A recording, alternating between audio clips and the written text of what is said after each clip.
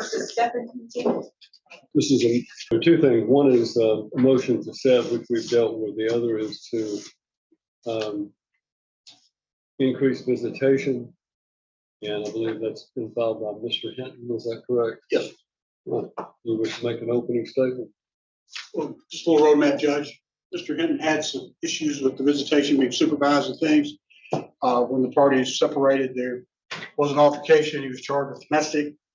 Since that time, he's been in court. He's gotten it all dismissed. To be all expunged from his record. And some of the things that he's had to do in the process. We're looking to testify on all of those things. And we're just asking for, going into the final hearing, some sort of reasonable unsupervised visitation at this point. And, Your Honor, in looking at the court file, I believe there may be an order missing. You show that you're waiting on an order from February 29th of 2024. Yes, Your October 2020, October 22nd of 2024. Okay. Well, in the court's last hearing, the mother was designated. We initially came before Judge Wallace on the first hearing. Mr. Hinton was served. We came before the court. He was pro se at the time, if I remember correctly. And let me pull that order. And that was January of 2024.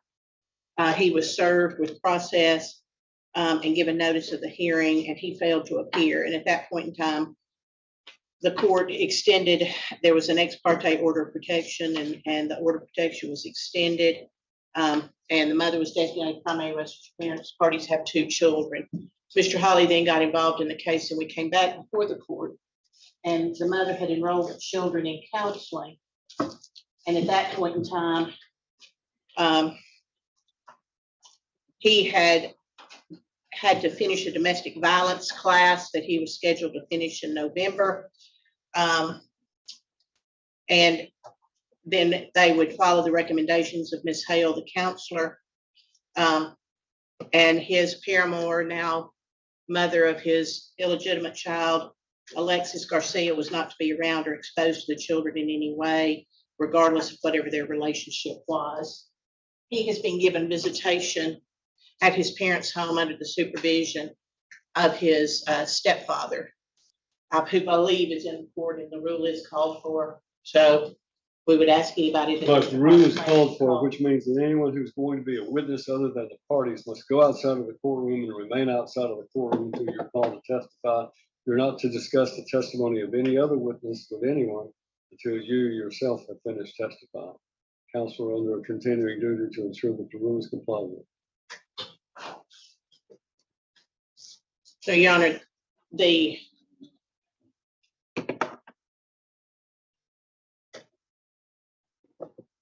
circumstances have arisen, Your Honor, in the fact that the children are still in counseling.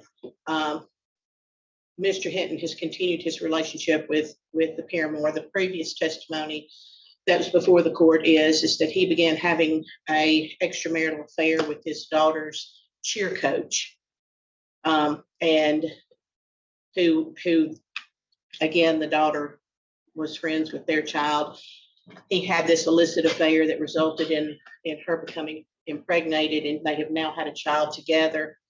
The daughter and the son are both still experiencing significant issues with the fact that their father has abandoned them and seems to move on with his other family. The daughter in particular is still having issues. My client has continually carried the children to counselors. She's still in counseling, going every 2 weeks, and has still issues. He's having visitation again at his mother's home under the supervision of his stepfather.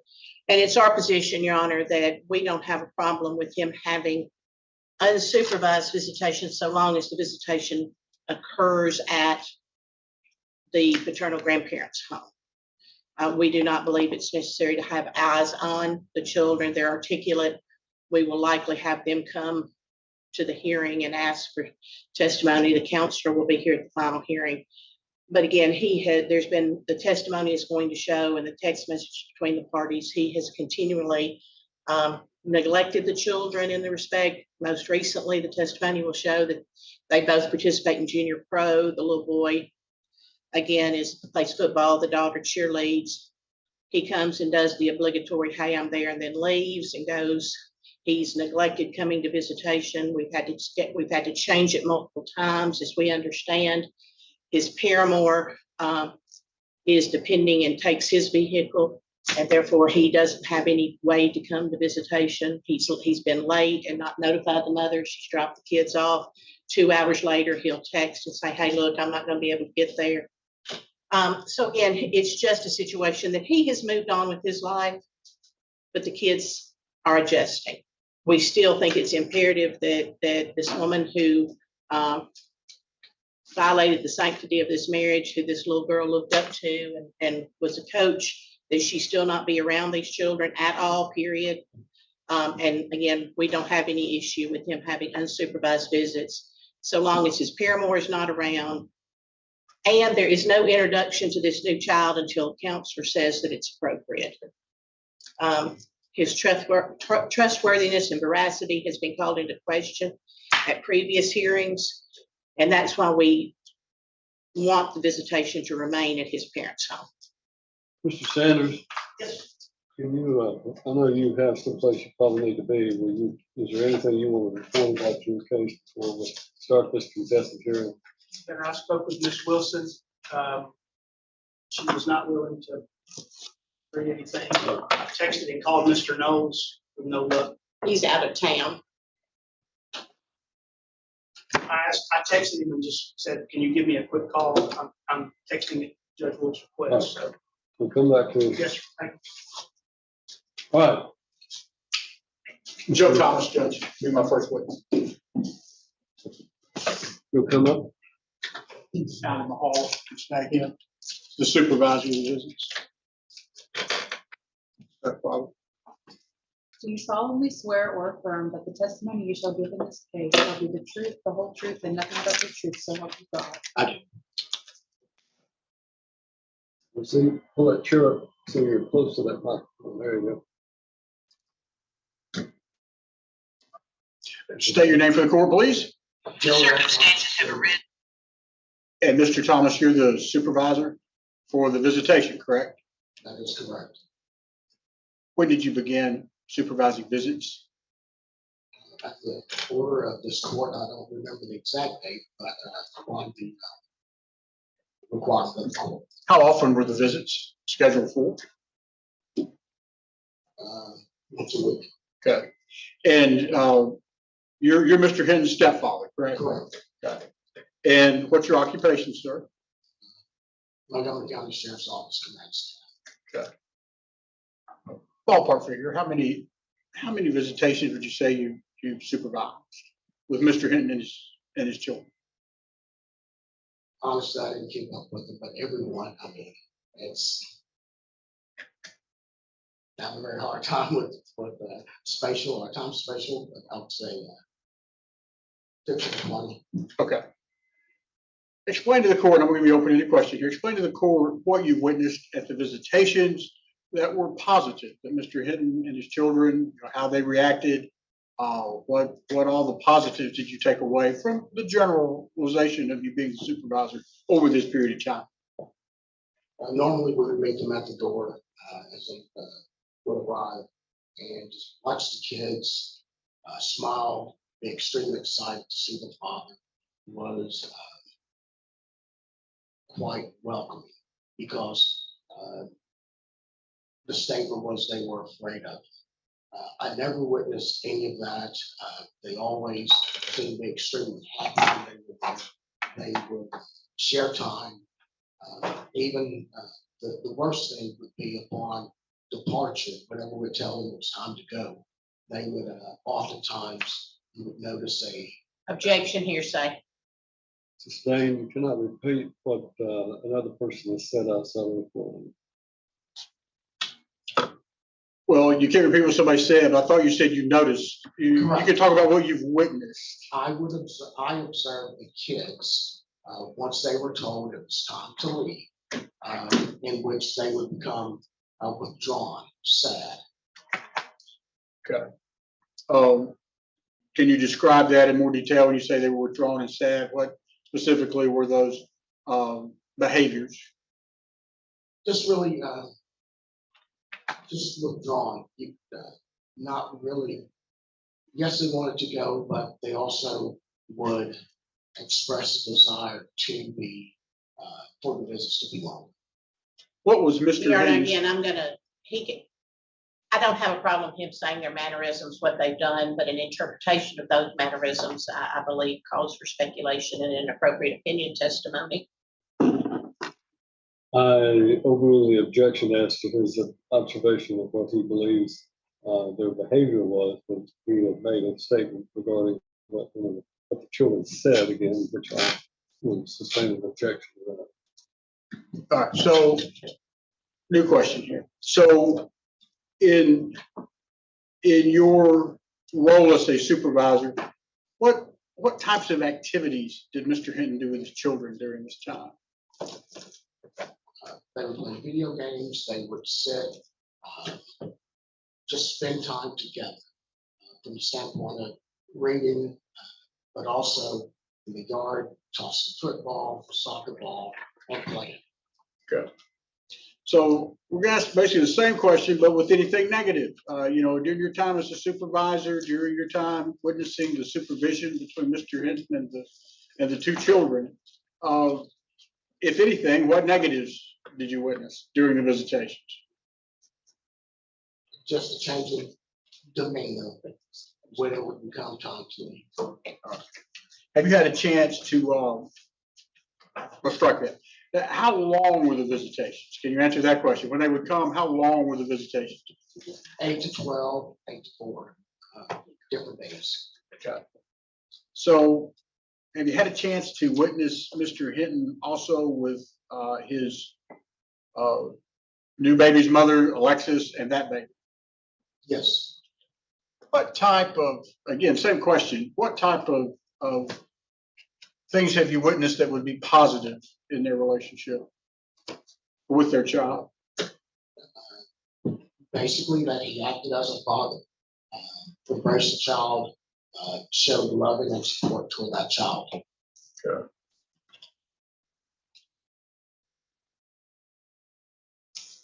That's all I had, Judge. All right, Mr. Thomas, you actually started supervising visitation in December, isn't that correct? Correct. Specifically December 25th of 2024, the day you actually started on Christmas Day. Okay. And then throughout the course of this, there have been, Miss Hinton has been willing when Mr. Hinton has had an issue or the kids have been sick.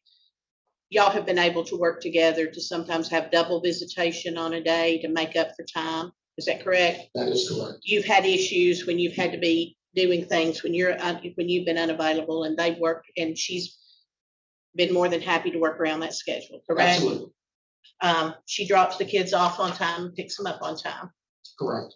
But you can't say the same for your stepson, can you? He's oftentimes doesn't show up on time for visitation, particularly here recently. You had the kids for 2 hours before he showed up. You recall that? When he had car trouble? There was a time, yes. Yeah, there's other occasions other than that, but here most recently, she dropped the kids off on time, and 2 hours into the visitation, he called. And did he not, and say, I'm having vehicle trouble? That is correct. Did he report some issue on why he couldn't call before the kids showed up, thinking they were going to see their dad? No. And in fact, he didn't have car trouble. His girlfriend had his car, didn't she? I don't know. Did you see her? You knew she was driving the car. He didn't tell you that she actually left and took the car? No. Okay.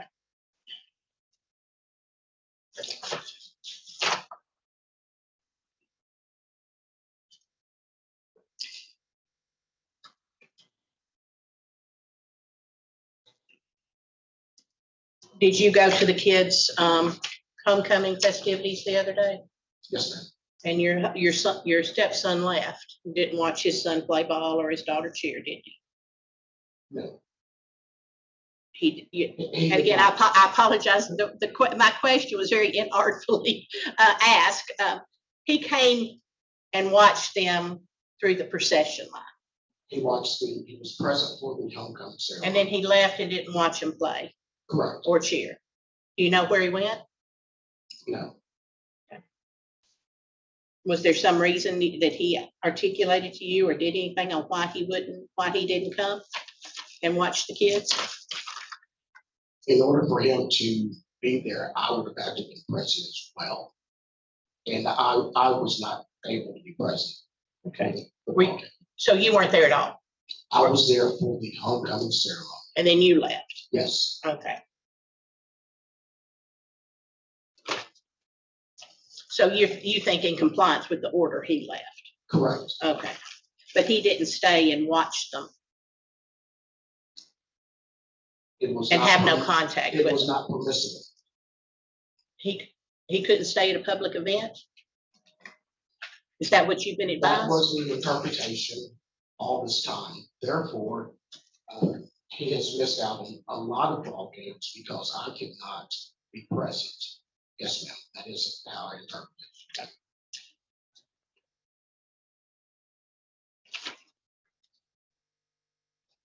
Have you witnessed your granddaughter have anxiety and being upset over not having a very close relationship with her dad anymore? Initially, there was some apprehension, but not lately. They enjoy their time. Yes, Okay.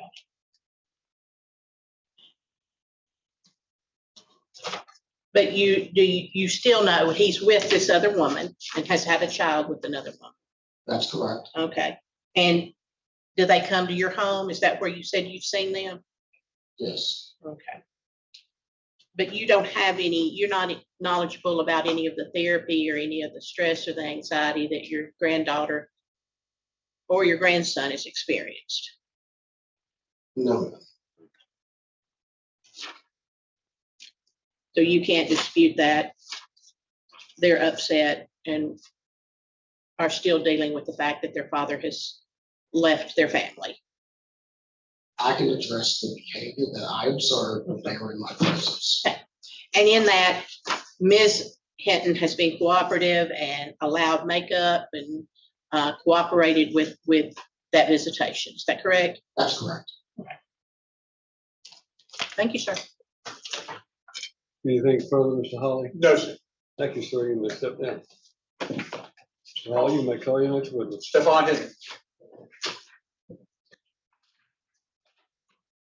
And if you want to step around, raise your right hand, you place on your. Do you solemnly swear or affirm that the testimony you shall now give in this case shall be the truth, the whole truth, and nothing but the truth, so help you God?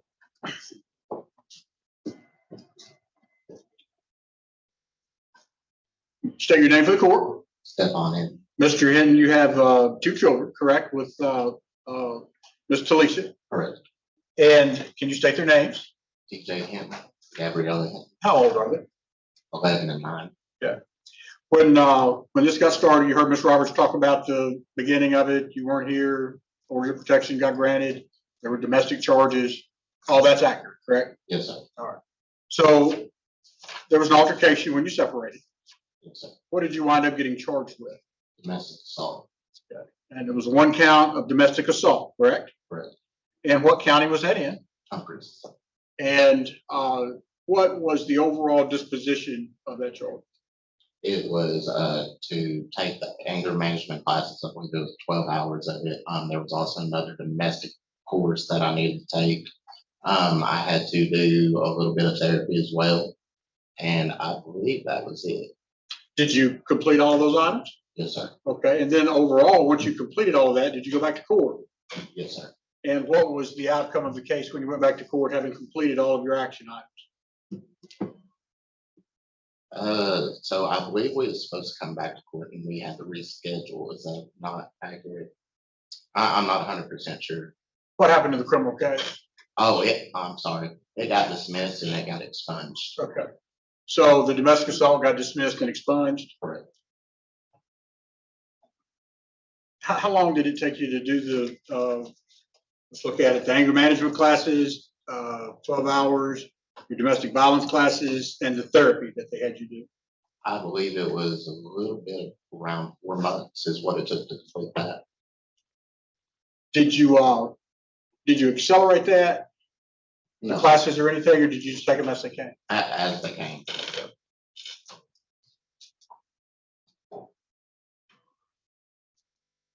And as far as, having another female in your life, that's accurate too, correct? Correct. And her name is? Alexis Garcia. Okay.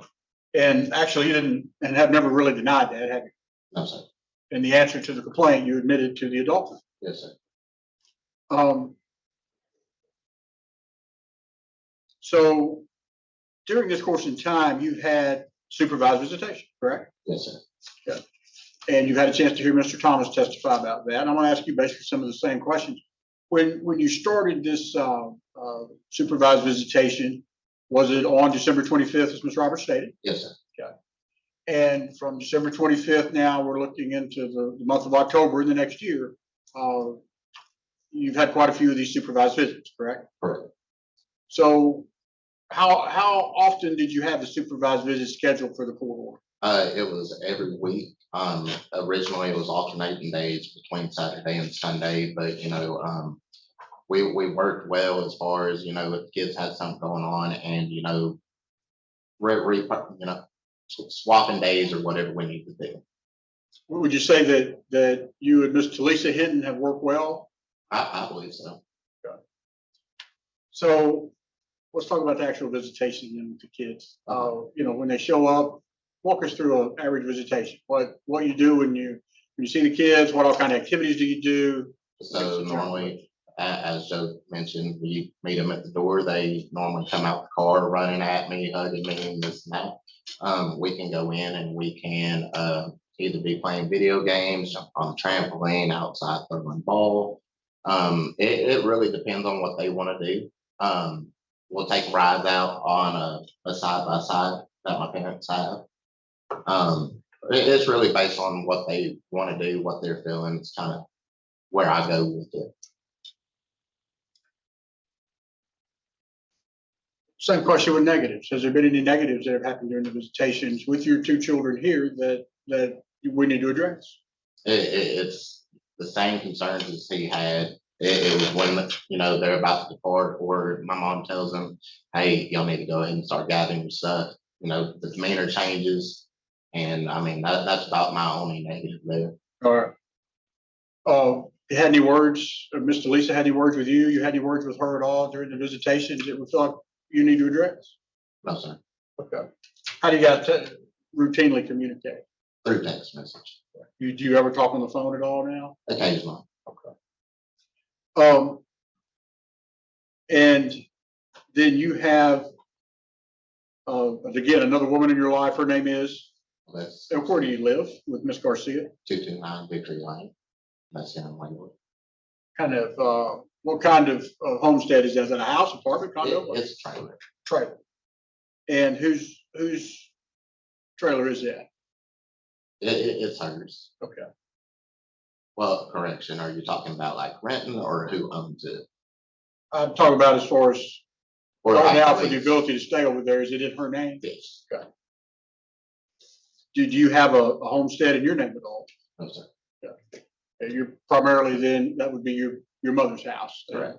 And Mr. Thomas, correct? So, you've had a child with Alexis. Correct. How old is that child? She's 9 months today. Okay, that's a sibling to the other two. Correct. What's your position on your two children now with Mr. Lisa and wanting to have any type of contact with your now child with Miss Alexis? Can you ask the question one more time? I'm sorry. What kind of relationship you hope to establish between your children? I would really like that they get the opportunity to be able to meet their sister, because regardless of the situation and how it occurred, that is still their sibling. And I would like them to be able to get together and get to know each other and be siblings.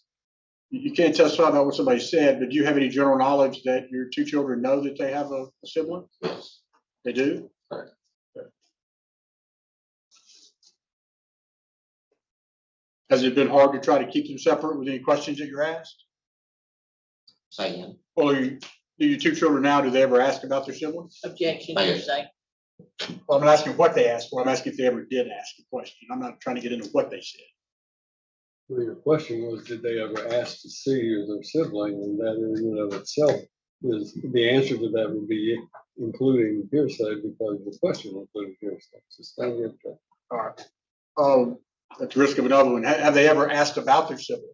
They have not. And again, objection to the hearsay, even though maybe the statement wasn't made. I'm going to allow that one. I don't think it pretty well similar to the last one, but obviously it's already been asked and answered. So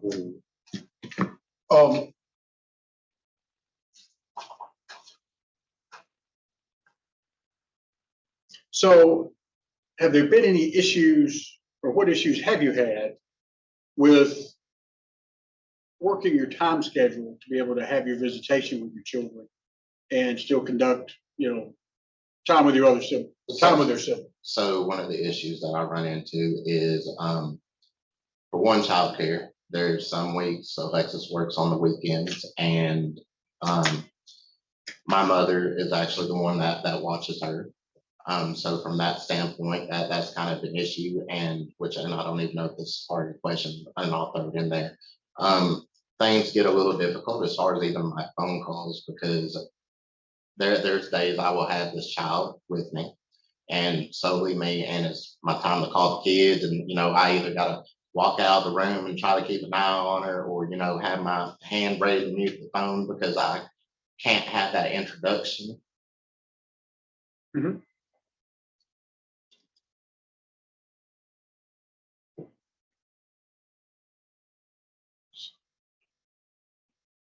Recently, you've had a couple of phone calls from Miss Talisha wanting you to meet with your daughter. Is that accurate? Correct.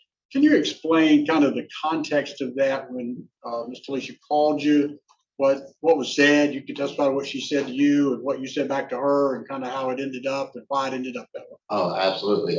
She called me and informed me that my daughter was having a panic attack, as they stated she's been having, and she informed me that she was unable to console her, and asked if I'd be willing to meet her somewhere in public.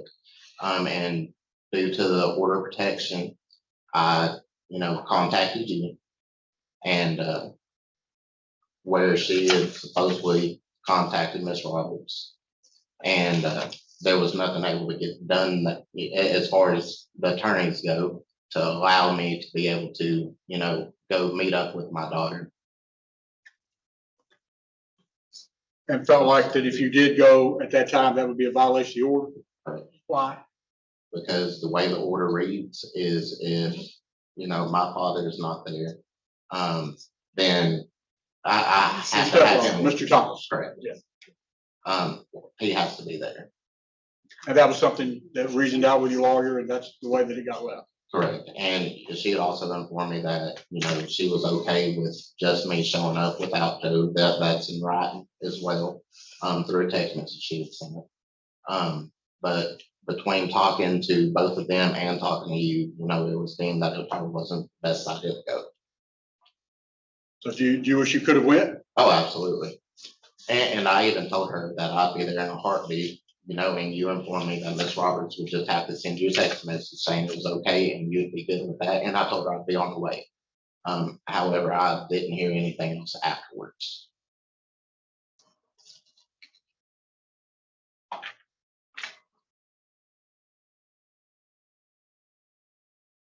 Mr. Roberts talked about you being late for visitation, potentially missing a visitation. Have you been routinely late for visitations? I have not been late. Have you been late for I visitations? have been late for one visitation, and that was due to some truck issues I have. And they stated, or Miss Roberts stated earlier, that it turns out that Alexis had my truck. She did not have my truck that day. I had full possession of my vehicle that day, and I was having truck issues. My phone was dead, charger wasn't working, and yes, it was late before I had informed her. There's been some other days that we've had to reschedule, and it kind of be last minute. For example, my daughter Cecilia had gotten COVID, and it was kind of deemed that in best interest of kids, not exposing them to that. Let's cancel it. I did wait kind of last minute on it. Was that morning they hadn't even left the house yet. But it originally, whenever it was found she had COVID, I thought there was going to be enough time to lapse where she was going to get better and everything, and she was not better at that time, so didn't want to expose it. Okay, so did you testify you've been late for one visitation? Correct. All right. Do you feel like y'all work pretty well together during the late and missed visitations? I believe so. Has there been times that she's called you needing Yes. to rearrange things? Yes. And then what was your response in a general sense with her? You know, she would tell me, you know, the reason she needed, you know, or the kids just had something planned, whether it's with friends or whatever. And, you know, I just about always said, you know, that's fine. There's been a couple times where I was able to make that work. Yeah, and that's probably very few. You heard Mr. Thomas testify about the homecoming. Tell the court from your perspective about homecoming and what happened at that situation. So my parents were both able to tell me that they were able to make it to homecoming. And so I attended with them. My stepdad had other things to do that evening. That's why I couldn't, you know, stay, because he had to leave. And Ms. Roberts had mentioned about me being in a public event, you know, it was basically stating that I could have stayed with my children or to watch my children in a public place. However, with the way the order of protection had read, I didn't believe that was the case. I was still under the impression that Mr. Thomas had to be present. And you consulted with me about that as well, correct? Correct. Fair to say that it's just a stance of being overprotective. We decided that no, you can't be in a public place without your father-in-law. Correct. So let's go back to where you're living now with Alexis. How big? Sorry, Judge. No, hang on. No. I got it. Yeah, it's my hip. Hang on. Yeah. Yeah. Nothing. Let me just do it. Sorry.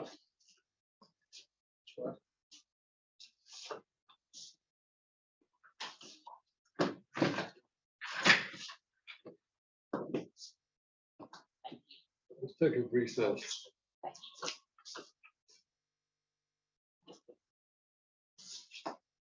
Oh, thank you. Sorry, Judge. You need a recess? Not fine. It'll look fine.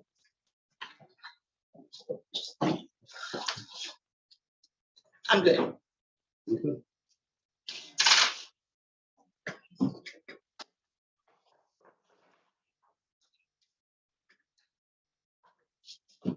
So let's talk about then Alexis and this home. How big a home is it? It's 3-bedroom, 2-bath. Okay. And who lives there? 3 of her daughters and Cecilia. Okay. So if the kids did come over, the judge did allow you to have visitation there. Do you think there's enough room for the children to spend the night? Oh, absolutely. Okay. Where would they be sleeping? Sounds like you got a house full there. Well, we've got 2 sets of triple bunk beds in each bedroom. Good. They have any relationship with any of these children already? Absolutely. They see them every day at their junior pro football, cheerleading practices. Every day they see all of them, including my daughter, because Alexis has to take her, you know, majority of the time.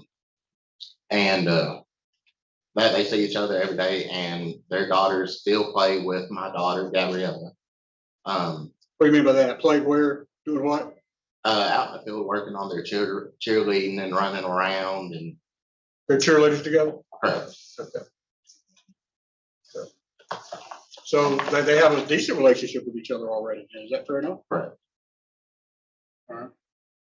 And again, you're no position with your mother and Mr. Thomas's home being a spot either, correct? Correct. Is there plenty of room for them to spend the night there? Absolutely. Have they spent the night there yet? They have not, have they? Not with me being present.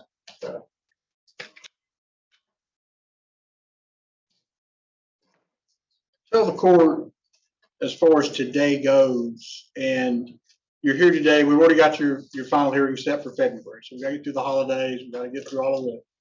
Tell the court today for the part of the increased visitation. What are you asking for? Well, I would like to have just more time with my children. I would like to potentially have some overnights. And once again, as I mentioned earlier, I'd really, really like them to be able to meet their baby sister. She's 9 months already. There's been a lot of time that's passed since, the beginning of all of this to now. I think that would be the best interest of the kids. Oh, you lost your job, correct? Correct. How much this has to do with it? You were working where? Albemarle, it's in Johnsonville. I'm sorry? Albemarle. Okay. That's the plant down the road, correct? And you were terminated? Correct. And not getting into it, I'll take that back. You can get into it however you want to, but what's been the outcome of the termination? As far as Have there been any issues with why you were terminated? Are you asking for the reason I was terminated? Well, are you in a union? Yes, Okay, and what has the union done about your termination? they filed a grievance for wrongful termination. And did you have to agree to that as well? Yes, Okay, and is that in process? yes, Did you feel like it was a wrongful termination? absolutely. Right now, though, are you working anywhere? No, sir. When did this happen? I believe it was the 26th or the 25th of September. Okay, I mean, you've had a good job. Correct, I mean, you made good money at this, correct, and you worked a lot. correct. You got a lot of free time now to spend with your children? Yes, sir. If there's any bonus out of that, would that be it? Yes, sir. Are you looking for another job now? Absolutely. What's your occupation? What's your line of work? So I was an operator at the time. So I'm actively searching for something else currently. And we haven't filed anything, but sure we will. That's not on the block for today, but I just wanted the court to know you do have time now to do other things. That's all I have, Judge. Thank you. Tell the court why you were fired, sir. So there was a couple days that I left early from work. Just a couple months ago, we got a new plant manager and he looked through everything with fine tooth comb. And he had seen these days that I left and he was contacting my direct supervisor. And basically it wasn't written down, and according to him, if it wasn't documented, it didn't happen. They put me on a probationary period, and the conditions to that was I couldn't be late, had to stay the full shift. And Monday morning that week of getting let go, I couldn't find my keys. I was 10 minutes late for work, and I notified my supervisor as I was supposed to if something came up, and they terminated me on Friday. Where were you that you couldn't find your keys? At the house, that Whose house? mine and Alexis. Okay. Not at your home with your wife and your children? Correct. Okay. And you had been put on notice not to be late, and you were, Correct. And you were Couldn't find my fired. keys. correct? Correct. Okay. And where are you working now? I'm not. You're- I'm actively searching for something. You don't have a job at all? Correct. How are you paying your child support? I've been current on everything as of now. You were behind before. You got behind When was that? at the very beginning. At the very beginning, when I didn't know how much to pay or when to pay because I didn't receive that paperwork yet. And how are you paying it now with no income? It's not due yet. Beg pardon? It's not due yet. And I will figure it out as that date gets closer. When did you lose your job? I believe it was the 25th or 26th of September. Of September. Okay. And where are you looking for a job? For really just kind of anything I can find. Well, specifically, where have you put in applications, sir? I put in a application for Montgomery County government. And Doing what? I'm sorry, Doing what? Just a general with their application, any job that they have opened, or is it? it was really for any they had open. Okay. I just didn't know whether or not you applied specifically to something like, the street department, the, No, whatever. it was basically anything, availability. okay. So you're looking for a job, you have to work. Absolutely. And so we don't know right now what your schedule is gonna be. Correct. And you're actively looking, and the only time, you said you've applied, put an application in for one place. Correct. No place else? Not as of now, no. Why not? I mean, Because a lot of the places that I've looked at, it was either extremely low pay or it was working straight nights, which I would like to not be on straight nights. So for those reasons. okay. And when is your support due for your children? And So it was bi-weekly by the time I got paid, and actually I believe it'll be coming up this Friday. This Friday? Yes, ma'am. and do you have the availability to pay that this Friday? As of right now, I do not. Now, you understand the order of protection was issued last year. Correct. And it has been lapsed. Correct.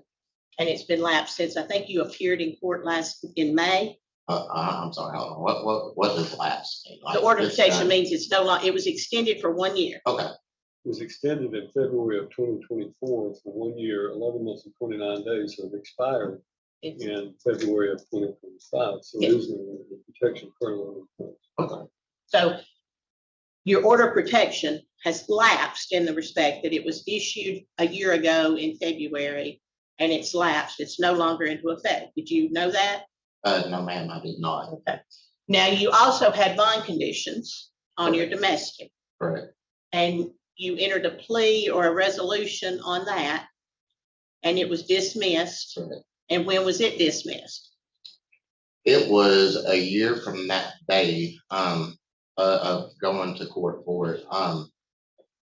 I'm not sure of the exact date, to be honest with you. So in fact, there has been no order of protection or bond conditions in existence for quite some time, correct? I was under the assumption that it was still under effect. Okay. And even speaking to Mr. Hawley, he was kind of unclear on how everything read. The only order that is any visitation you got was to be supervised by your stepfather, Mr. Thomas. Correct. And are you now familiar with the fact that there are no orders of protection, nothing at all that says you can't visit, watch your kids play ball, go to their ball games, any visitation has to be Judge, supervised? I'm gonna object, just under the aspect this calls for some legal reason. There was a court order that said it had to be supervised by Mr. Thomas. That's the way he took it, that's the way I took it. But as far as the orders of protection and everything go, we understand they went away, but there's still that court order. And it's requiring him to make some sort of legal finding or definition in his own mind, back to answering that question about what it was when you said that from the bench, because you heard the testimony, you did order. Your Honor, if I could respond. The only reason I'm bringing this up is in his direct examination, he was talking about the fact that there was an order of protection in place, and there hasn't been for virtually this entire year. So that's the reason I'm bringing it up. There is no order of protection. It needs to be clarified, so I'm taking it that you're clarifying with him. Yes, Your Honor. There is no bond condition, there are no bond conditions, and there is no order of protection.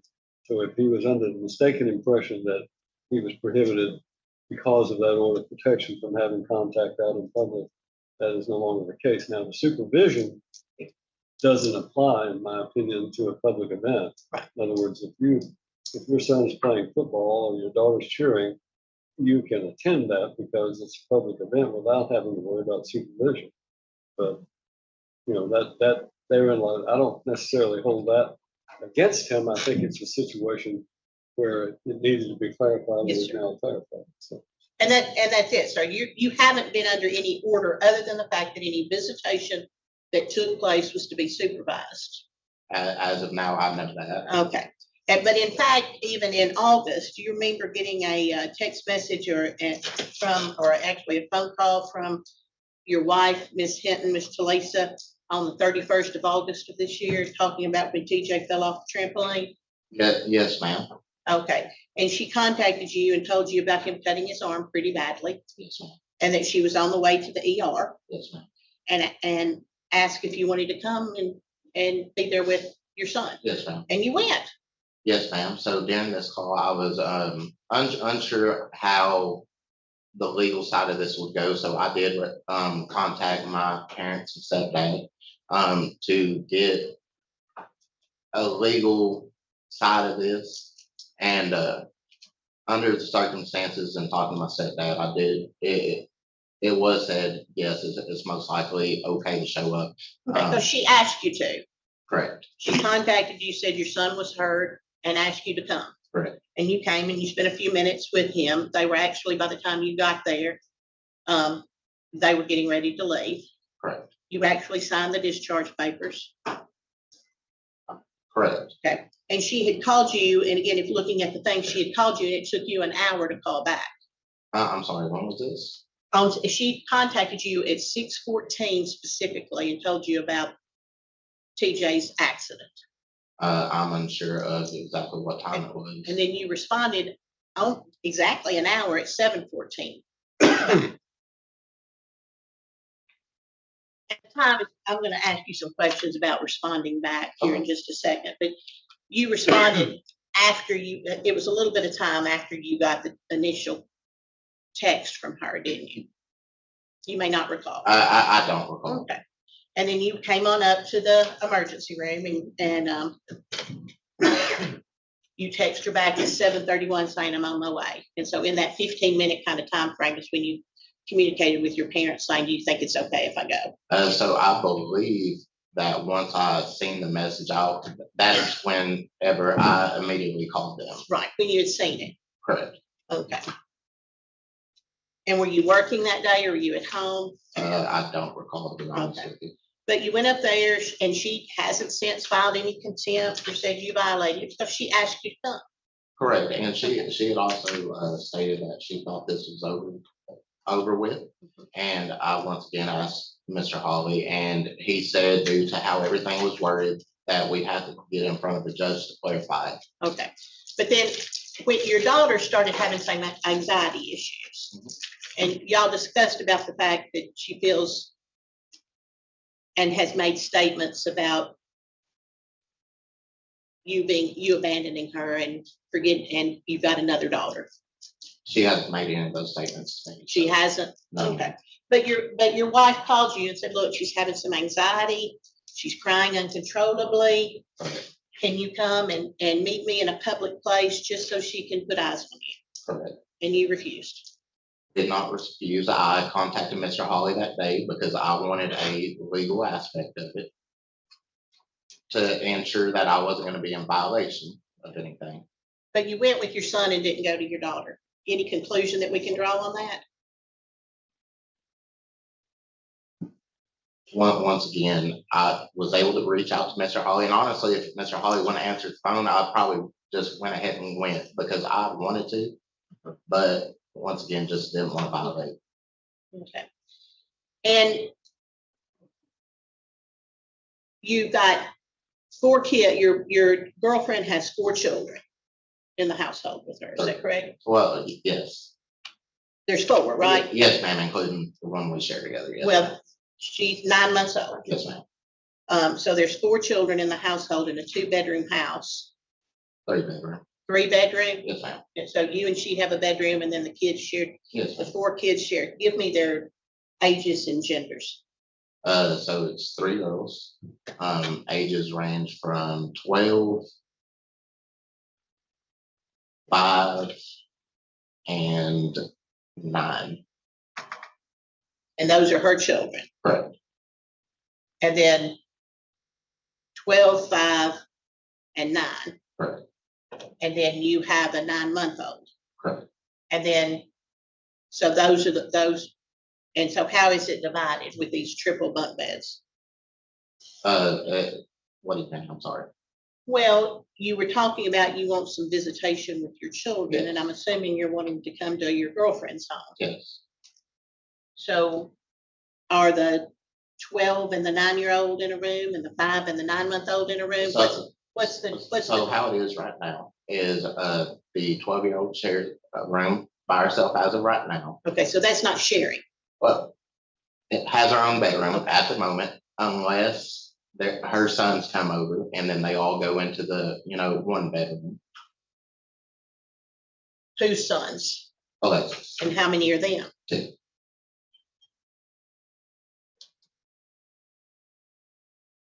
So she has 6 children, She has 8 total 8 total. And where are the other 2 you have, with their father, so you've got the 2 boys, and who's their father? Billinghams. And does he have custody of them? Correct. And what visitation does she have with them? So they've kind of been where it was every other weekend for a while. And now, well, actually, I think it's still every other weekend. I know she's they- had, They just don't come. They come when they want to. the older ones do, which the older ones work and, but it's just about every other weekend. Okay. And then the 4 girls, which are 3 are, who are the 3's father? We know the 9-month-old is you. Billinghams also. They're all, okay. And do they visit with their father? Yes, ma'am. When? It's about every other weekend. Is there a schedule? Yes. So where were they this past weekend? They were with their father this weekend. Okay. And then you said she has 2 more. 8 total. What are those other, because we've done the 2 boys and the 4 girls, that's 6. Mhm. So where are the other 2? So 4 of them live with their father. Okay, 3 of them live with us. okay, 3 of them, yeah, 3 live with her. And then y'all's child. Correct. You said the 2 boys, and then but who are the other 2 children that would make, or 3 children? She's got 2 more daughters. Do what? She's got 2 more daughters. Daughters, okay, and how old are they? 6. So her oldest son's 17. Okay, Oldest daughter is 15, about to be 16. And the other one, he's 14. okay, so the ones that don't live with her are 17, 15, 14? Correct. So there's just 3 that don't live with her, 3, Correct. and then 4, 5, 6, the other 3 live with her. So, and then 7 is your daughter. Correct. So where's the 8th is what I'm trying to figure out you said she has 8 kids. You gave me a Yeah, 17, yes, ma'am. She's got 8. She's got 17, 15, 14 that live with the father. And that's 3. I'm so sorry. It's No, kind of that's hard okay. to all keep up with. He also has another daughter that lives with him, and she's, I believe, 7. That stays with the father. Okay, so Miss Alexis has a 17-year-old son, a 15-year-old son, a 14-year-old son, and a 7-year-old daughter that lives with Correct. the father. Correct. Then she has a 12, 5, and a 9-year-old that lives with her. Correct. But the 17 and the 7-year-old don't come, just the 15 and the 14-year-old. Oh, they all come over. So the 17-year-old, he works. So it's kind of hit and miss with him. So at some point in time, there could be 8, 9, and then 10. You're talking about 11 kids in a 3-bedroom house. Yes, ma'am. And what does she do for a living? She's a CNA. And where does she work? Signature help. And- So what'd you say she lived? A CNA. And is that here or is that in Erin? It's in here. And what hours does she work? It's 6 to 3. 6A to 3P? Correct. And how many days a week? 3 currently. What days? It alternates. One week it's Mondays, Wednesdays and Fridays. Next week it's something else unless she decides to pick up for work. Okay. And then you worked at the plant down here. What were your hours? So I was scheduled Monday through Thursday. Mhm. It was 12-hour shifts, so 5 in the morning, 5 in the evening. Did you work 4 days, Yeah, yes, ma'am. 4 12-hour days? Correct. So you were working overtime? Correct. Okay.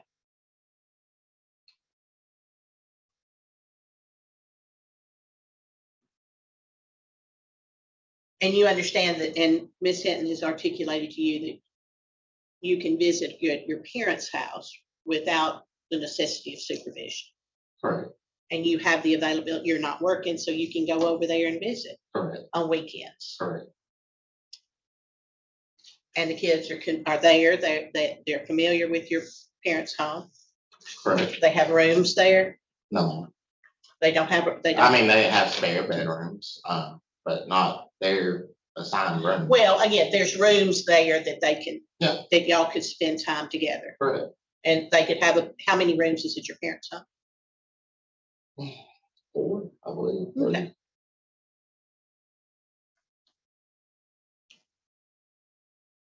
Now, and there's often times that you and Ms. Hinton have worked together to coordinate if there's been issues with visitation. Yes, ma'am. Until this, back in September,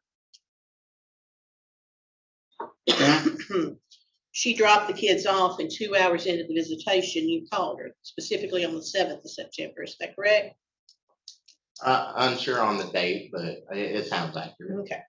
And at the time, you called her 2 hours after you were supposed to be visiting with kids and said, I'm having truck problems. Correct. And was there a reason that a few hours later your truck was at the creek? It's because I was trying to get this truck to run and make sure it was going to drive correctly.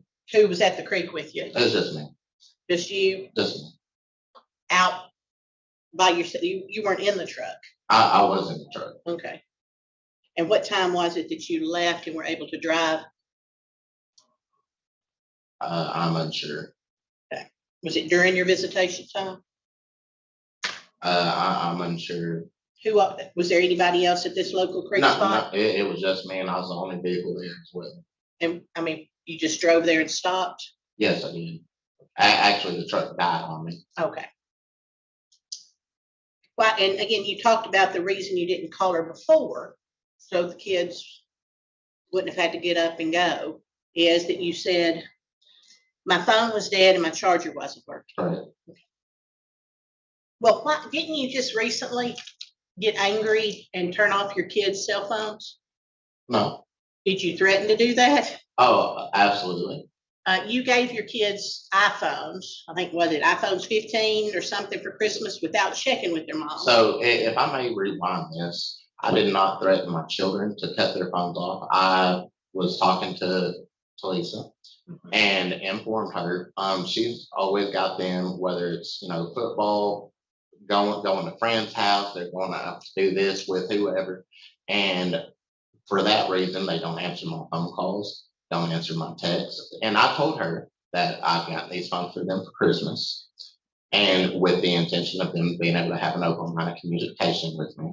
And that these phones are a lot of money monthly. And if, they couldn't even respond to a text, then I would be taking phones. Okay. It takes you over an hour to respond when your child is in the emergency room. You can't show up for visitation. And again, I can go through all of the things. Multiple times you have not responded in a timely manner or a prompt manner, maybe. So I do believe Correct. that every time I've seen her messages, I've replied then. And that one situation about the ER, I was trying to consult with my parents to figure out what was the best course for me to do. And that might have been why it took me so long to Might message have back. been. It was. So you understand that I'm going to subpoena your records. That's fine. And so it's not that you were doing something else and run. Yeah, that's fine. Okay. I'm just making sure, not trying to pull any punches on it. But again, you called your kids and she texted you and said they had fallen asleep. Didn't you? There's been so many times I get that, and that's fine. Okay. But your kids played football and did cheer before you decided to have an affair and leave your family, didn't they? So I did not decide to leave those kids. She was the one that wanted me away from the kids. Well, because you were having sex with another woman. Okay. Okay. And had conceived another child with that woman. Yes, ma'am. Okay.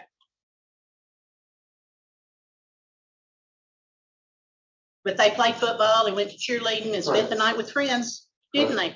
Right. So why your children changed your life because you decided to have an extramarital affair? So during that time, I'm unsure of the question here. Well, you said that you got angry because your wife have the kids going to football and this and spending the night with friends, and that they wouldn't respond to you. But the fact is while y'all were together, your kids played football, did cheerleading, and went to friends' house, And I didn't was they? also there with them every day. Okay. So because you're not there, they need to change their schedule to accommodate you. Is that No. what you're saying? No, absolutely not. All I ask is that they have these phones available to them. Just at least a message back. But you don't live by your own rules, do you? How so? Well, 2 hours into the visitation, when your kids, who obviously your stepfather and you talk about how much they enjoyed their time, 2 hours into the scheduled time when you're supposed to be there, you're like, oh my God, I forgot to call and my phone's dead and I don't have a charger that works. Why did you not figure that out 2 hours before your visitation Once time? again, my vehicle was in an unworking condition. Not talking about your vehicle, I'm talking about your phone that we need readily available because you're not with your kids and you need to be able to return calls and to promptly let people know where you are. Not talking about driving there, I'm talking about picking up the phone and calling. How am I supposed to call if I don't have access to a phone? Well, why didn't you have access to a phone? Because my phone was dead. Why did you leave your phone dead? Because the charger wasn't working. Well, why didn't you get a new one? Because my truck wasn't working. How long did you know your charger had been dead? So it'd been taking a little while to turn on. And that's How long? I'm unsure. Couple, 3 days? No, absolutely not. Who else was in the home with you? When? Well, when you found these 2 hours into your visitation on the 25th of, on the 7th of September. I'm unsure. You don't know if your girlfriend was there? I'm unsure at that time. Other kids have phones in that house? Yes, Why didn't you ask to borrow one? because I wasn't there. Where were you? Well, I was starting to go to internet and my truck died once again So you were stranded on the side of the road? at one point, and it started up. And I was trying to get at least drive 70 to make sure it wasn't, going to continue to mess up, because I didn't want to get on Highway 13 on all them curves and my truck just die and risk getting hit. What time were you supposed to be at your parents' house? So it's normally 8 or 9 in the morning. Well, what time? That day, what time were you supposed to be there? 9, I believe. Well, what were you doing at 8 o'clock that morning? I'm unsure. That was a while ago. Did you get in the car? Well, it's just less than a month ago. Okay, and I've had a lot go on within that time frame. But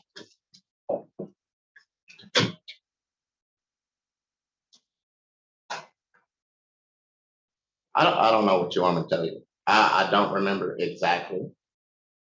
well, sir, again, you couldn't call and show up at a visitation.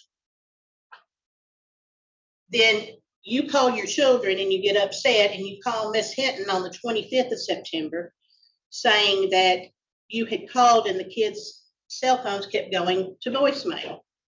So And she told you, did she not? I'm sorry, the kids fell asleep early last night and forgot to put their phones on the charger. and that's fine. And we had she went on to tell you that they had an appointment that morning. And she let you know that TJ's phone charger in the car wasn't working. And that's fine. What I was really hoping to get out of that was maybe a little nudge from her, like, hey, have you talked to your dad? Has he messaged you? That's what I was hoping for out of that conversation. And that's why I never brought it up to my kids as far as turning off their phones. But you sent the message and said, I am turning their phones off and taking them away from the kids. That was your direct text message. The next visitation that is going to go, I'm turning off their phones and taking them away. And I never did take them away, and I didn't I turned them off that night, but I turned them right Because they tried back to on. call you that night. Yes, ma'am. So when I asked you, did you turn the kid's phone off earlier, you said, no, I never did. And you lied. You just lied. I turned it off and turned it right back on. So. Well, why did you tell the judge something that was not true when I asked you a simple question, sir? It wasn't complicated. Did you turn the kid's phone off? No. That was what you said. I was under the assumption that you was talking about them still currently being off.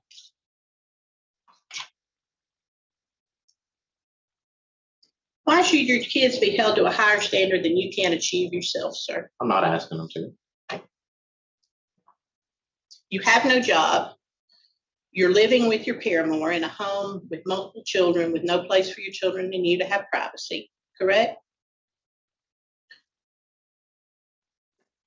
Correct. You understand your children are traumatized and they're in therapy over the fact of the breakup of yours and your wife's marriage. To be honest, I hear the stories of them being traumatized, but that is not what I see whenever they're with me. Because they love being with you and with you. Okay, so can I ask a question? How is it that she can have men around those children but yet try to dictate me? Well, who? Brandon Skelton, And how do you know that? the kids have told me. Kids have told you. Yes, ma'am. Okay. So you're questioning your children about what they're doing with their mother? No, I'm asking, how is it that She didn't get charged to get order protection. She didn't get charged with criminal domestic assault and have to go through anger management. She's been there with your children the whole time. Do you acknowledge that fact, sir? yes, yes, She's got the kids to school every day, carried them to the doctor, text you each and every time things have happened and say, hey, this has happened, that's happened. She's done that, hasn't she? yes, She's tried to involve you in the counseling program. no.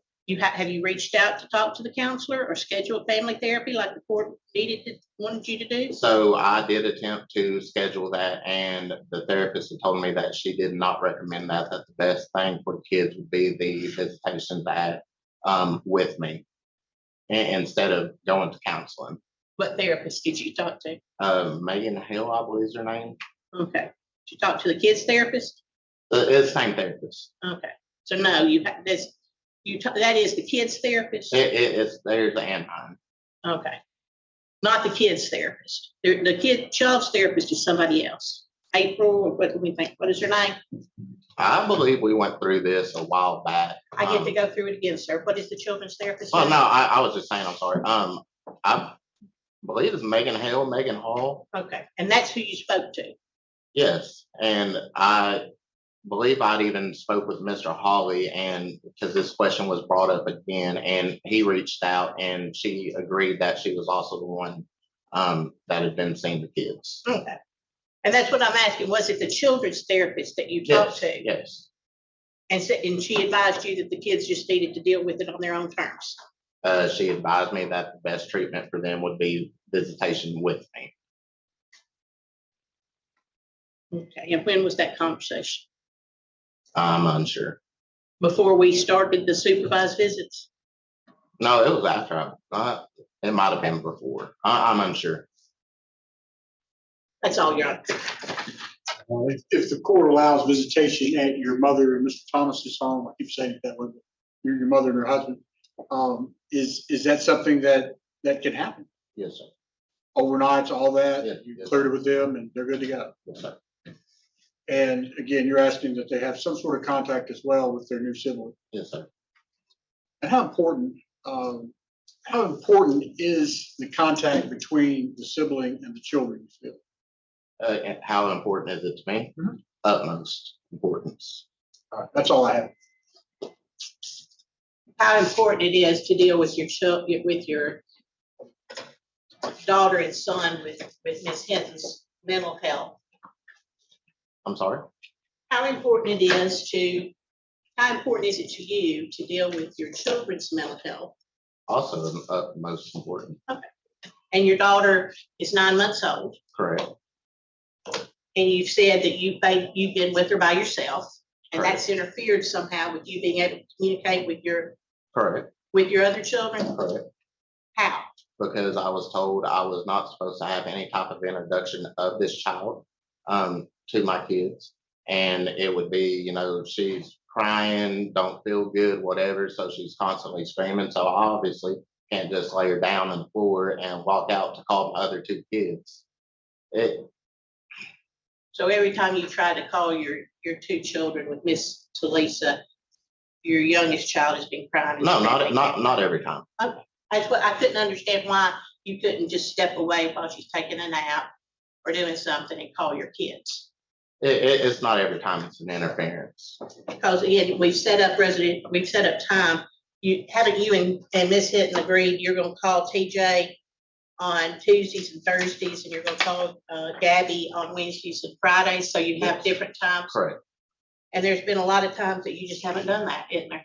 And there's a lot of times that I've spoke to both of them at the same time if I had to miss a call, due to being at work, working one week days, one week nights, it makes it pretty complicated, especially if I go into work and I'm not able to even get a first break until around 10 o'clock. That's obviously too late to call my kids, but the next time that I call, I try to speak to both of them. All right, thank you, sir.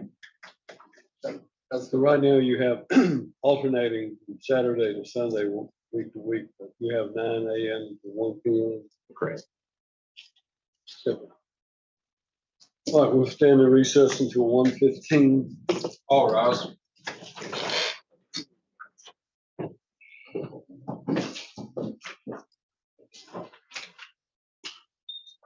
We're back on the record in the Hinton versus Hinton. Mr. Hawley, you have any other proof? I do not, Judge. Ms. Roberts? Your Honor, I would call Ms. Hinton. Hinton, come up, please. Do you solemnly swear or affirm that the testimony you shall now give in this case shall be the truth, the whole truth, and nothing but the truth, so help you God? Thank you. I'm going to ask you to remember this. You have to kind of scoot up close to that and speak directly into that one. You're Talisa Hinton, is that correct? Yes, ma'am. And Ms. Hinton, we've got a divorce case pending wherein I'm representing you in the divorce, and you've got 2 kids with Mr. Hinton here, is that correct? What are their names and ages? Stephon Hinton Jr. 11 and Gabrielle in 6. She is 9. And what grades are they in school? 6th grade and 4th. Okay.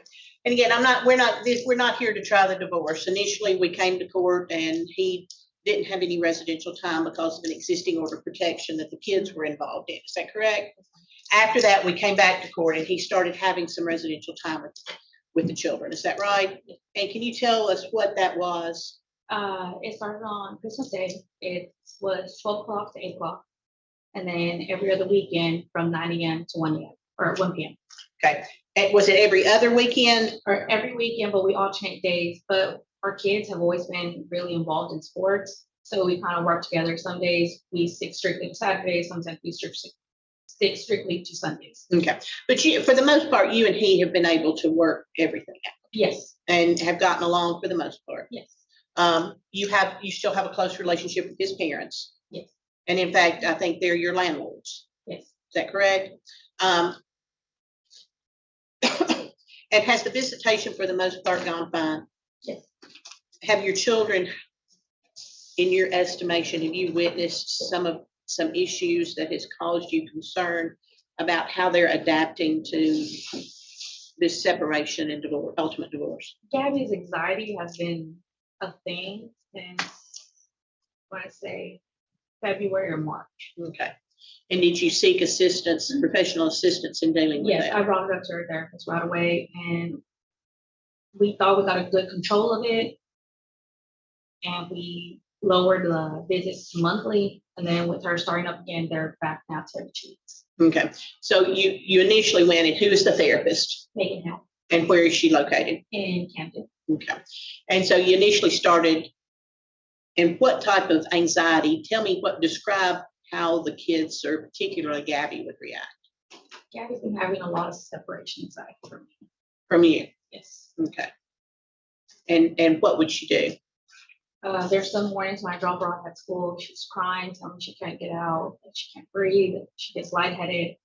I've talked to the ladies up front at Lakeview because they were aware of Gabby's situation. And there's sometimes where Gabby is tugging at my clothes, crying uncontrollably, like, please don't leave me home. And she's addressed that in therapy. Yes. And are you concerned? Have you increased the therapy now? Yes, they have an appointment. Stephon has an appointment tomorrow morning, and then Gabriella has an appointment this Thursday. Okay. And you've been carrying them, and they've had to miss school and do that, trying to deal with this. Is that correct? Yes, so I have talked with the school, and I let them know that they are currently in therapy. So whenever I check them out, I bring them back in, and I have a note to show them. But you're doing all of that. Yes. And has their father, is there suggestions or anything for their father to get involved in it? As of now, now. Okay. But that is, Sorry, I didn't really answer. as of now, As of now, no. no. But that is something is working towards, is that correct? And there, his supervision his visitation is now supervised by his stepfather, is that correct? Yes. Do you think it's progressed to the point of where he need all of the criminal stuff, he's done his anger management, and you and he have been able to get along, is that correct? Yes. Do you think it's to the point of where that the need for eyes on him, watching the kids and having conversations with them is necessary at this point in time? I'm sorry, what? Do you think that he still needs to be supervised? Oh, no. Okay. In fact, he's had unsupervised communication with them for quite some time. Is that right? Mhm. Even though his visitation is supposed to be supervised, did he buy phones for them at Christmas, his first visitation? Okay. Did he talk with you or clear that with you? No. Okay. Now, and we haven't sought any type of protection from the court, but you've allowed them to have unsupervised communications with them using that phone. Is that right? Do you think it's, since you weren't discussed or even brought into the loop about the phone, you heard him testify that he wants you to nudge them and make sure that their I phones are do. charged and all of that stuff so that he can have ready access to the kids? Do you do that? They do usually on a daily basis charge their phones overnight. But like I said the other night, with baseball or football and cheer here, it gets kind of hectic at night because we get home, we need to shower, we need to eat. Even though sometimes we eat before we go to the field, my kids are hungry afterwards. Okay. But he sent you, he sent you a text, did he not, saying he was going to turn it off? Yes. Do you- And do you Gabriella- encourage the kids to call him? Yes. And in fact, did they call him? Yes. And were they able to make communication, No. contact with them? I texted him and he said that they needed to call off my, Okay. try to call off my phone. Well, and you heard him say initially he didn't turn them off, and then he did finally admit that he did turn off the kids' phones Yes. because they weren't responding to him when he wanted to. Okay. Do you think allowing them to go and him to have visitation anywhere at his parents' home is appropriate at this time for your children? As long as it's at his parents' home. You don't want him to, you've heard him testify that there's 8 kids coming and going at any period of time in the home that is where he's staying with his girlfriend. Yes. Did he communicate with you and tell you that he had just been fired a few No. weeks ago? That was my first time hearing about it. Okay. And have there been occasions that you've tried to accommodate his schedule Yes. and done double visitations? Yes. And by the same token, when the kids are sick, do you notify him? Yes, ma'am. And I think I've done it late once. It was suddenly because after I got Gabriella and TJ up, they were running a fever. And did you immediately call him and let him know? What about this 2-hour delay? Did you drop the kids off back on September 7th? Yes, ma'am. I usually leave the house around, depending if I need to put gas in the morning, I'll leave by 7:45 or 8 So you can be there at what time? before 9. Okay. And where are you carrying the kids to? Here in Tennessee. Okay, so his parents live in Erin, Yes. and you're getting up on a Saturday or a Sunday and driving your kids to Erin, and then going back and picking them up, or did they bring them home? They will meet me in Waverly, whether it's at my sister-in-law's apartment or we meet at Walmart or the funeral home parking lot. Okay. And so you dropped him off back on the 7th, Mhm. not knowing he wasn't there. Did the parents call and say, hey, he hasn't shown up yet? I just got text messages from my kids saying, hey, mom, dad's not here. Okay. And then did you reach out to him, or did he finally contact? I just told him, I was like, maybe he's running a little late, just hold off. And then it wasn't until when I got his text message. Okay. And then on your way back, did you see his car at the creek? Yes, because I was actually on my way to pick them up a little bit earlier because we had an away game scheduled that Okay. And you found his car? day. in the- Yes. Did you see him, or were there other people around? No, I just saw his truck there. Okay. But he had said he couldn't make it. Yes. Do you want your kids around his paramour No, at all? No. Do you want them in her home? no, ma'am. If he's able to find and secure a different home to visit with the kids, to go eat with them, on a Saturday or a Sunday from the times, do you have a problem with that? At some point in time, do you think it's going to be appropriate for them to be introduced to their half sibling? Yes, when they're ready. Okay, but it's when the children are ready. Yes, And are you working towards that in therapy? yes. Okay. It is something that Gabriella talks to me about. And it's something we talk a lot about with her therapist as well. Okay. And do you try to encourage that? Yes, because I'm fully aware that even though, we have had our separation, they still have another sibling. Okay. But you want to do it on their terms, not, Yes, not hers not his. and not his, correct? Okay. So you're asking the court to leave the visitation hours the same on Saturday or Sunday, but to allow him to either do it at the parents' home or he can go carry him out to dinner, do things. And have you ever had a problem with him coming to some public event, to ball games, to practices, and to? No, and I've always been sure to send him schedules and we'll keep them up to date because the kids are involved in everything. We've always had active kids. After this 2-hour late session, you kind of lost it with him at one point in time, didn't you? Yes, ma'am. You sent a not too nice text messages to him. I have had enough. Okay. Do you want him to make your children a priority? Yes, ma'am. It really hurts when you see your kids struggling. He had a really good relationship with them, didn't you? Yes, ma'am. Were y'all a close family and do things together and Absolutely. go to ball games and? Ball games, extracurricular activities, everything. And have you seen the fact that he's just left and gone? Has it really adversely affected him? Yes. Do you want them to get back to the natural relationship that they had when y'all were a family? Yeah. You understand they're going to have a family with them and with you. But do you want to do it so that it is less impact and so the kids have a healthy relationship with him? Yes, absolutely. Not concerned about the relationship with whoever he's with? No. Or her children? No. Okay. That's all. Thank you. Holly, we'll talk to them. Yes, sir. I'm just saying, freestyle. So he's caught up on all the financial payments, Yes. not behind. How much was he paying you in child support? Well, $12.99 a month? Okay. And there was at times there was some spousal support or division of marital debts he was paying on as well, correct? How much was that? $10.50. $1,050? Okay. So $12.99 a month in child support. And then $1,050 in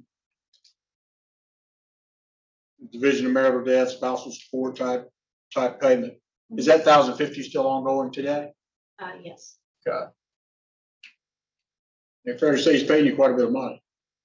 Yes.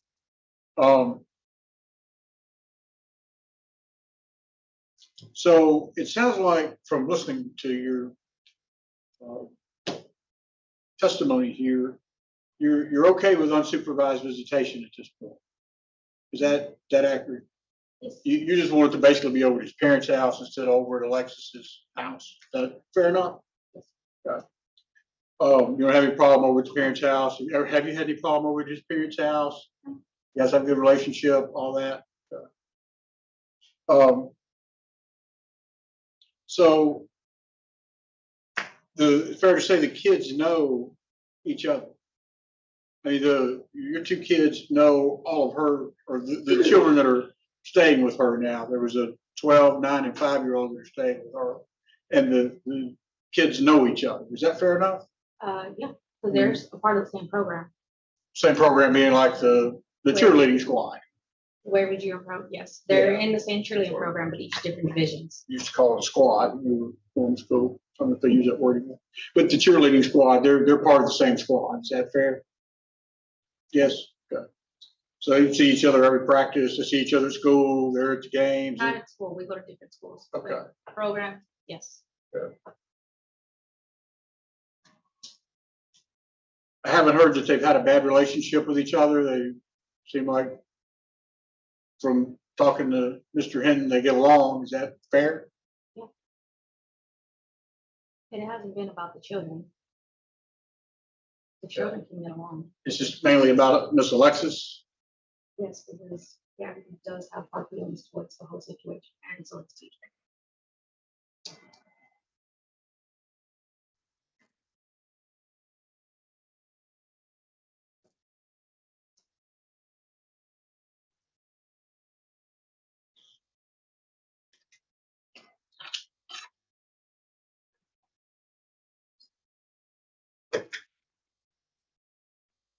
So you said he got the phones, but he didn't ask you about them. Yes, I mean, he whispered in my ear that he had asked you about them. At least he thought he had. You're pretty clear that he had not. we never asked him about phones. And he got him some newer iPhones. Is that accurate? Yes.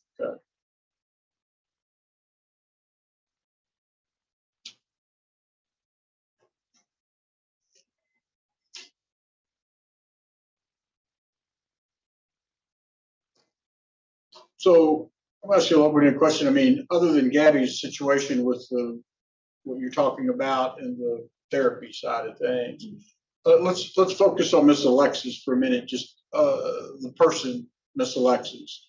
As far as Miss Alexis goes, what reasons would there be specifically about her?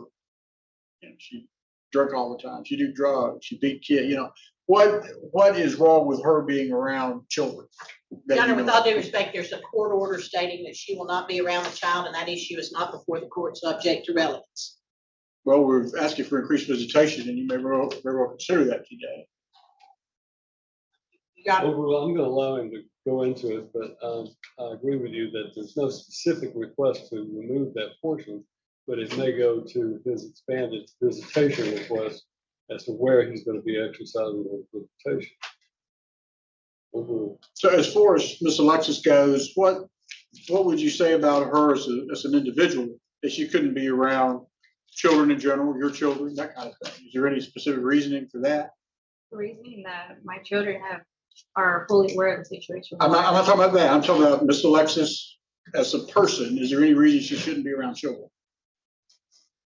Sorry? Is there any reason that Miss Alexis that you know of should not be around children in general? Your Honor, I just object to overly broad.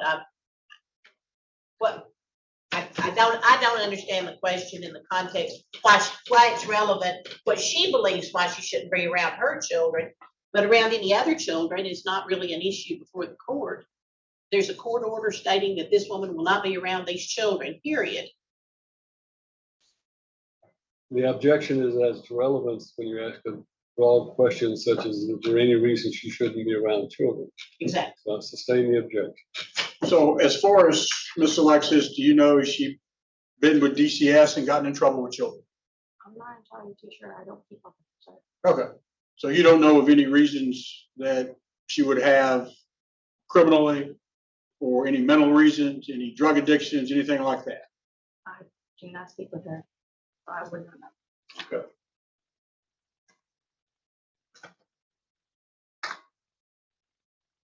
Can I have just a moment? You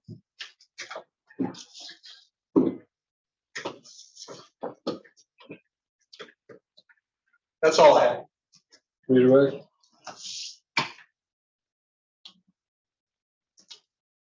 Miss Alexa was your daughter Gabby's cheer coach. Correct. And again, under those guises, did she start your husband started a sexual relationship with her? Yes, Do you want to really get into in a context of explaining to your daughter outside the therapeutic realm about that relationship and what happened and how it makes her feel? No. You think it's important for her to address that in therapy rather than you being the Yes. one that talks to her about it? yes, ma'am. Is that an issue that you know that's addressed in therapy? Yes. And do you believe that the therapist needs to let your daughter explore those feelings before this woman, just because she has sex with your husband, gets thrust in your daughter's life? Yes. That's What is the name of the therapist that your daughter's seeing? Megan Hill. Megan Hale. Yes. HME.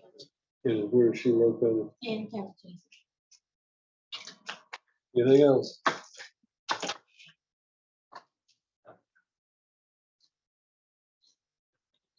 To be fair though, I mean, you've moved on and seen someone else as well, correct? Objection outside the scope of redirect. Where we're talking about relationships and how it shouldn't be, Alexis shouldn't be cast into that situation. If she's been doing the same thing, that's where I'm going with this. I'm gonna sustain the objection, but you can recall her as a witness on your rebuttal case if you wish to do it that way.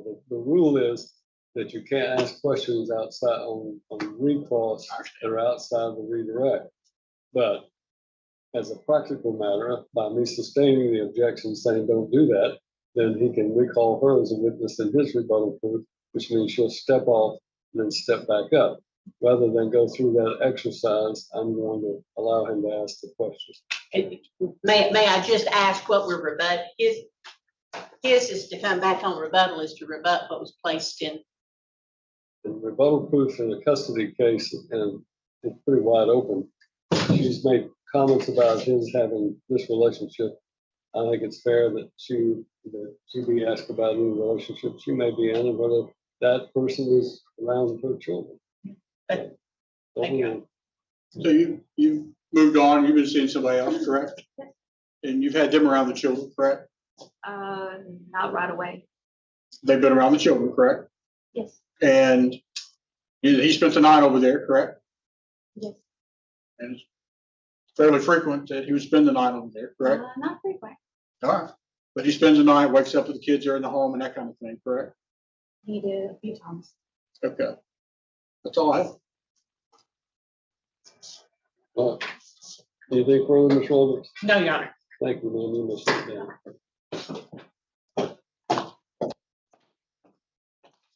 Sorry, next witness. That's our proof, Your Honor. Rebuttal proof now, Mr. Holland. No, Judge. We heard an argument. I'll hear an argument. Well, I think the court's got the gist of everything. We're asking for him to have some unsupervised visitation, a reasonable unsupervised visitation at this point. I think as a parent, he definitely qualifies for that. And I understand the trailer, Miss Alexis' house, a little busy over there. I get that part. He's willing to do anything this court orders him to do. We were trying to do that with supervision with Mr. Thomas. I know there had been some question about being in a public place or not. But, you know, you go to these games, you watch your kids play, you always go down and say, good job. If you don't do that, they wonder why you didn't go down and talk to them. And if she goes down and he goes down, and does that, Mr. Thomas isn't around, is that a violation of the court order? I think it is, the way I read these things. And I want to make sure that I'm doing what the court orders to be done. So it's hopefully be out of the way with this order. If he has some reason not to be supervised, all that stuff will go away. And that's what he's asking for. We're asking for something around an every other weekend. He's got plenty of time now because he's off from work. I'm going to have to file and modify this. I just learned of this the other day and I haven't got to file it yet. I got to go back to the office and do that. But he's got plenty of time, maybe every other weekend, an afternoon or two out of the weekday or whatever that turns out to be. We've got to deal with these holidays. So the court's going to have to lay out, because our final hearing now is in February. We're going to have to deal with Halloween, Thanksgiving, and Christmas. And we're just asking for something reasonable under those lines. If the court puts it at his parents' house, so be it. That's exactly what he will do. The bigger issue is, can he have the kids around, Alexis or around her children at that point? We don't see any reason why that can't happen. They already know each other. They're already on the same cheer squad. They're already buddies. They know her from being in the middle of cheer as well. So for someone to dictate, who you can and who you can't be around, when at the same time she's doing the same thing with, a man in her house, spending the night, waking up and eating Cheerios with the kids. The kids have to deal with all of this, and I imagine they do need some counseling. I'm glad they're in it, for them to be able to deal with all of this together. But at the same time, I don't know that there's been any real reason to put forward that, there could be some integration with the sibling. They do have a sibling. They've got a half brother over here, and they need to be able to see that child. So we're asking for that to be able to take place as well. Thank you for your time. Your Honor, again, it's our position that there was an order of protection that was granted in this case where Mr. Hinton was found to be a primary aggressor, and based on the fact that an order of protection was issued for the mother and the children, that he was a credible threat of harm to both of those individuals, to all three of those individuals. My client has tried to work with him to maintain a relationship with these kids. has gone above and beyond in giving him notice, trying to encourage him to have a relationship. And again, taking his testimony, particularly on cross-examination, Your Honor, the man's just not truthful. Or he just doesn't know. You're talking about, my client has no problem with unsupervised visitation, but it needs to be between the father and the children. And again, he has no place to live. He is staying with his paramour in a home that is 3-bedroom, that's got triple bunk beds with her 8 children, 7 of which are in and out, and then they're 9-month-olds. To put these kids in that situation, and again, who knows when that relationship is going to go. I think that he has been less than truthful about that relationship, and we'll deal with that at the final hearing about things that he's failed to disclose. But the fact is he doesn't have a place to live. That's why he needs visitation at his parents' home. And we don't have a problem with leaving it the same way or every other weekend. But again, the man got fired less than a week and a half ago. Now he has no income. He has a payment due on Friday that he has no available way to pay it. So there's no satisfactory place for him to exercise visitation other than his parents' house. And again, he's going to have to take a job, and he himself said either it's low wages or it's nights. So what we would request, there's nothing to indicate that my client has been abusive or non-cooperative. Leave the visitation, remove the supervision provision. He can exercise at the parents' home, but he can go places with the children so long as Miss Alexis is not there. And we would ask, Your Honor, to not have him introduce this child yet until the therapist says it's an appropriate time and place to do that. We need to deal with the issues with it, particularly that Miss Gabby has been having. It's uncontroverted.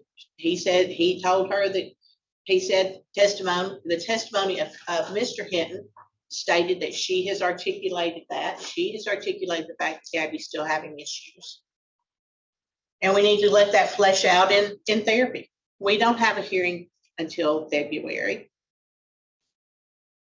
If he calls and says, I'd like to do this or that, give him every other weekend, let him carry the children to places and to go places with them, or leave it the same and see if they can get along and expand it and use it as a measuring tool. But we do think it's and that it should be that his paramour, the mother of his latest child, should not be allowed the visitation at this point in time. There's no motion requesting that be lifted. She's offered no testimony.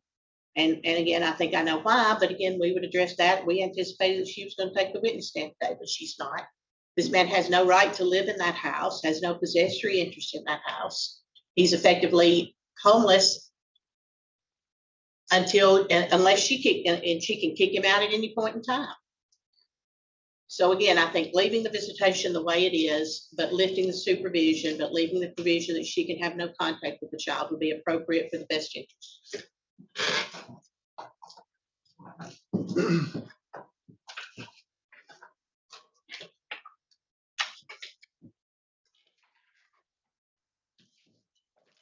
Always disappointing to see how people can screw up their lives.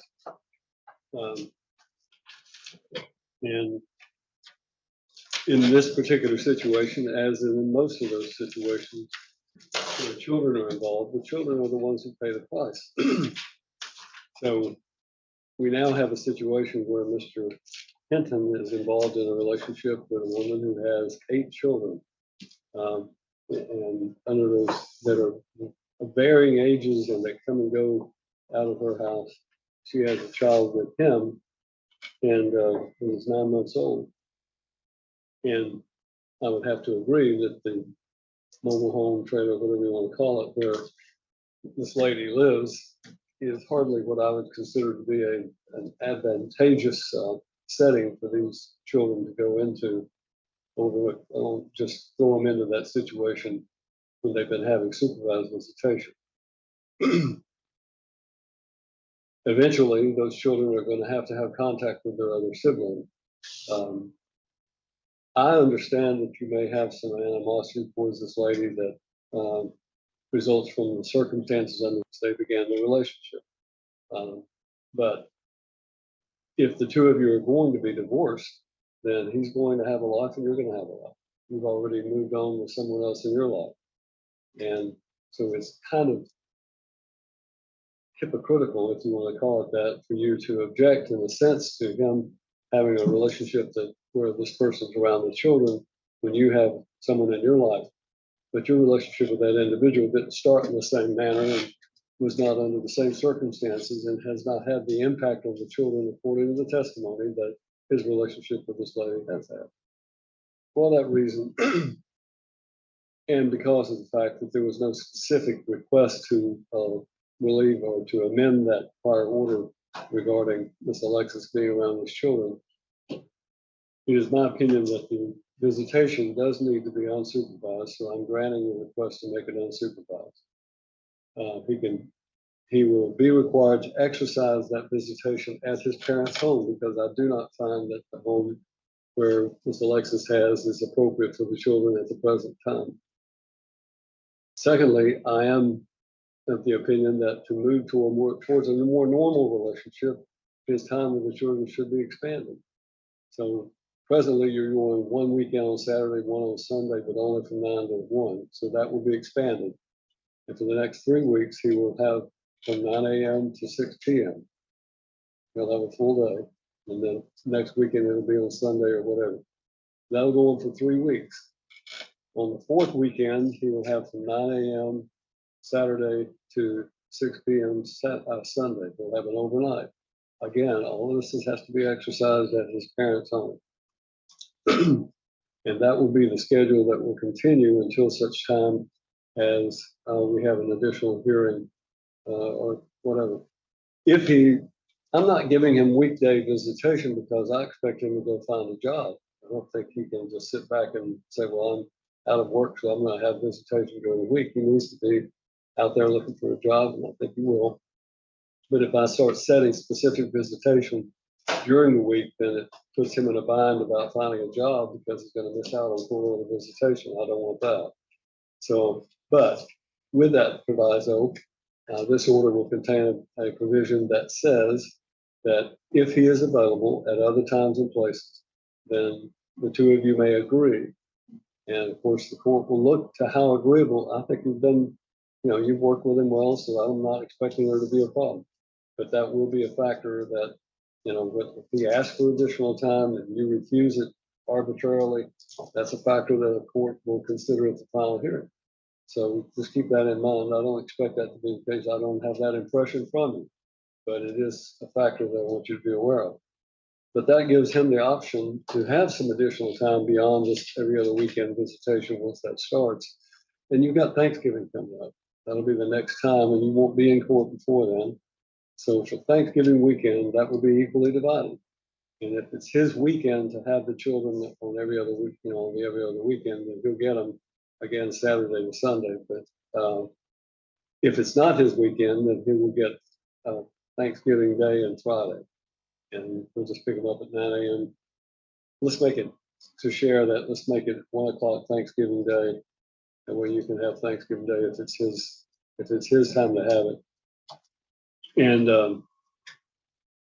then Christmas goes around. Obviously, he needs to have time with the children. I expect you two can work that out if you can't and get it made. But he needs to be able to see the children during the Christmas holidays and even have some expanded time with them when they're out of school for the Christmas holidays. That'll put you into the new year, and hopefully by then you two will have resolved this issue. Yes, sir. Your children didn't ask for this divorce, Mr. Hinton. They didn't ask for you to go out and have a relationship that landed them with a new sibling that they don't know anything about, or if they know about it, they don't know that person or that sibling. So you got to keep in mind that fact. The reason that I'm not granting your request to have this lady around is because of the fact that I am deferring that to the therapist, and I asked for the therapist's name, Ms. Hale. Upon Ms. Hale recommending that these children can have contact with and should be able to be around the sibling that they have not yet met, then that will be implemented and that child can be included in the visitation. But if the therapist says, Gabby, is that your daughter's name? Yes. Okay. If she's still struggling with it and until the therapist says it's good for her to be introduced to this child, I'm not ordering it now. That's gonna happen, that's down the road. So I'm only taking this slow step to ensure that the therapy she's already in is not countervailing and that we're following what the recommendations are of the therapist. Yes, Now, if Mr. Hinton needs to be involved in that therapy, then he has the right to contact the therapist to discuss with the therapist, and that order should contain the fact that he's allowed to have contact with your daughter's therapist and to discuss things so that he's aware of what's going on. So, is there anything else? No, Your Honor. To be perfectly clear, like public events, all this stuff, he can go there. He can go to any public event, say, go up to his children, say whatever he wants to say. Well, be, obviously mindful of how he's talking to them, and let's make sure that nobody's talking badly about the other one. The children don't deserve to have one parent bad mouthing the other one. So I don't want to hear that you've said to the children, well, your mom's doing the same thing, but I can't bring you around my other family. And same thing with him. He's not supposed to be talking about you to these children. Let's leave them as isolated as you can from the controversy that the two of you have, and make sure that their best interest is what you're thinking about. And I want to clarify, Your Honor, that and make sure that I'm reading into your order correctly. My client doesn't have a problem. He's to spend the night and exercise the visitation at the parent's home, but he's free to carry him to the Mexican, carry him out to McDonald's or go to the park, or if they have a ball game that day, he can carry him there. It's just a scenario where we don't do any of this. Oh, I accidentally ran into her. Well, And the the problem's kids. gonna be, yes, that's true. He can do all of those things. I can foresee the problem right now that's gonna happen when her children and his children, their children, are all on the same football team or cheer teams and things. They're gonna be at the same event. All I can say is that any casual interaction at that point is not gonna violate my order. But by the same token, I don't want him hustling the kids over to say hello to this lady and, to go out of their way. Right. Just keep in mind, this is all, again, trying to minimize the impact that this situation has on your children. And if you think about it in those terms, then you're going to follow my instructions. And if you don't, then you'll be minimizing your time with the children. So hopefully you understand that. All right, who's on the order? Mr. I'll Holly? draft the order and send it to Ms. Robertson. All right, thank you. Thank you.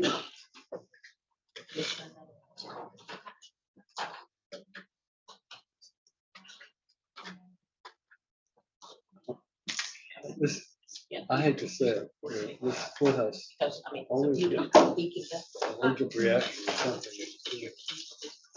So we're in Wilson. Or people. Okay, yeah. Well, I'm just saying,